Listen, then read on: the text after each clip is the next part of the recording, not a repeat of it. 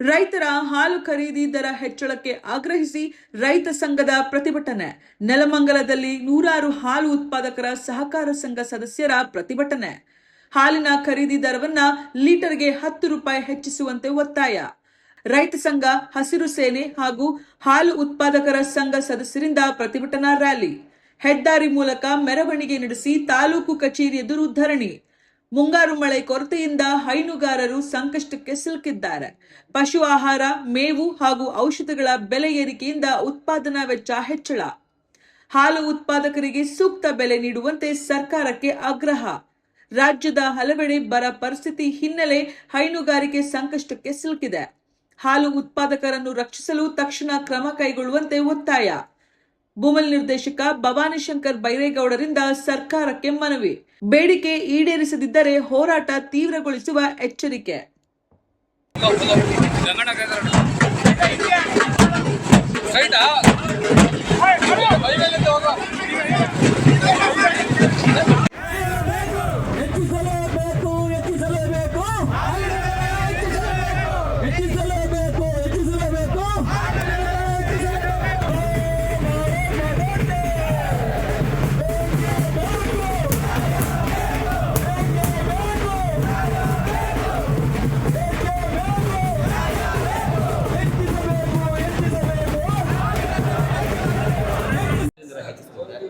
ತಹಸೀಲ್ದಾರರು ಇಲ್ಲ ಏನೇನು ನಾವು ಸುಮಾರು ಸಾವಿರಾರು ಜನರ ಸಂಖ್ಯೆಯಲ್ಲಿ ಒಂದು ರೈತರ ಹಾಲಿನ ದರವನ್ನು ಜಾಸ್ತಿ ಮಾಡಬೇಕು ಅಂತಕ್ಕಂಥ ಒಂದು ಮನವಿಯನ್ನು ಕೊಡೋಕ್ಕೆ ಇಲ್ಲಿ ಬಂದಿದ್ದೀವಿ. ಆದರೆ ಸನ್ಮಾನ್ಯ ತಹಸೀಲ್ದಾರರು ಇವತ್ತಿನ ಸಹ ನಮ್ಮ ಮನವಿ ಇಸ್ಕೊಳಕ್ಕಿಲ್ಲ. ಅದರಿಂದ ನಮಗೆ ಭಾಳ ಬೇಜಾರಾಗಿದೆ ಅಂತ ಹೇಳ್ತೀನಿ.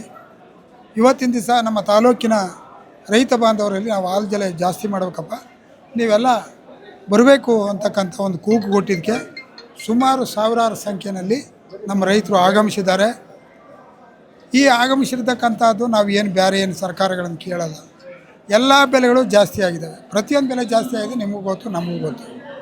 ಏನು ಇವತ್ತಿನ ದಿವಸ ಫೀಡ್ ರೇಟ್ ಜಾಸ್ತಿ ಆಗಿದೆ, ಇಂಡಿ ಬೂಸಗಳ ರೇಟ್ ಜಾಸ್ತಿ ಆಗಿದೆ. ಮುಖ್ಯವಾಗಿ ಸರ್ಕಾರಗಳ ಅಧೀನದಲ್ಲಿರ್ತಕ್ಕಂಥದ್ದು ಕರೆಂಟು, ಡೀಸೆಲ್ಲು, ಎಲೆಕ್ಟ್ರಿಕ್ಕು ಇವೆಲ್ಲ ಜಾಸ್ತಿ ಆಗಿದೆ. ಆದರೆ ಹಾಲಿಗೆ ಮಾತ್ರ ಯಾಕೆ ಜಾಸ್ತಿ ಇಲ್ಲ? ಈ ಸರ್ಕಾರಗಳು ಏನು ಕಣ್ಮುಚ್ಕೊಂಡು ಕೂತಿರುತ್ತೆ? ಮಾತೆತ್ತಿರ ರೈತನೇ ಬೆನ್ನೆಲುಬು. ಅದಕ್ಕೆ ನಮ್ಮ ಕುವೆಂಪು ಅವರು ಒಂದು ಹೇಳ್ತಾರೆ, ಫಲವನ್ನು ಬಯಸನೆ ದುಡಿಯುವಲು ವನದಲ್ಲಿ ಅಂತ. ನಾವೇನು ಫಲ ಕೇಳೋದೇ ಇಲ್ಲ. ಈಗ ಎಲ್ಲರೂ ಕೂಡ ಬಡ್ಜೆಟ್ ಮಾಡ್ಕೊತಾರೆ, ಅವ್ರವ್ರ ಸಂಸ್ಥೆಗಳಿಗೆ ಇಷ್ಟು ಮಾಡಬೇಕು, ನಮ್ಮ ಬೆಲೆ ಇಷ್ಟು ಇಕ್ಕಬೇಕು, ಇಷ್ಟು ಇಕ್ಕಿದ್ರೆ ನಮ್ಗೆ ವರ್ಕೌಟ್ ಆಯ್ತದೆ, ರಾ ಬಿಟ್ರೆ ಬೆಲೆ ಹಿಂಗದೆ ಅಂತೇಳಿ. ಆದರೆ ನಾವು ಏನೂ ಇಕ್ಕಲ್ಲ. ಏನೋ ಅವ್ರು ಕೊಟ್ಟಿದ್ದ ರೇಟ್ ಕರೆಯೋದು, ಕೊಟ್ಬಿಡೋದು. ಅವ್ರಿಗೇನು ಹಾಲು ಕುಡಿತಕ್ಕಂಥವ್ರಿಗೆ ಏನಾಗಬೇಕು? ಈಗ ಆಲ್ಟರ್ನೇಟಿವ್ ಇಲ್ಲ. ಏನಂದರೆ ಅವ್ರಿಗೆ ಬದ್ಧತೆ ಇಲ್ಲ. ಹಾಲಿನ ರೇಟ್ ಏನಾಗಿದೆ ರೈತನಿಗೆ ಕೊಡಬೇಕು ಅಂತಕ್ಕಂಥದ್ದು ಇಲ್ಲ. ಸರ್, ಇವಾಗ ಮುಖ್ಯಮಂತ್ರಿಗಳ ಸಹೋದರನೇ ಹಾಲು ಒಕ್ಕೂಟದ ಇದಾಗಿದ್ದಾರೆ, ಅವ್ರ ಗಮನಕ್ಕೆ ತಂದಿದ್ದೀರಾ? ಅವ್ರು ಏನು ಹೇಳ್ತಿದ್ದಾರೆ ನಿಮ್ಮ ಬೇಡಿಕೆ? ಮಾಡೋಣ ಅಂತ ಹೇಳಿದ್ದಾರೆ. ಮಾಡೋಣ, ನಾವು ಸಭೆ ಸೇರಿ, ನಾವು 14 ಜನ ಸಭೆ ಸೇರಿ. ಆದರೆ ಆ ಮನುಷ್ಯನ ಬಗ್ಗೆ ನಮಗೆ ಗೌರವ ಇದೆ. ಏನಾದರೂ ಒಂದು ಹೇಳಿರೆ ಬಿಡಿದಿರೆ ಸಾಧಿಸ್ತಕ್ಕಂಥ ಏನಾದರೂ ಒಂದು ಜೀವಮಾನ ಇದೆ ಅಂದರೆ ಡಿ ಕೆ ಸುರೇಶ್ ಅವರು. ಹಾಗಾದ್ರೆ ಡಿ ಕೆ ಸುರೇಶ್ ಅವ್ರ ಮುಖಾಂತರನೇ ಸರ್ಕಾರಕ್ಕೆ ಒತ್ತಡ? ಹೌದು.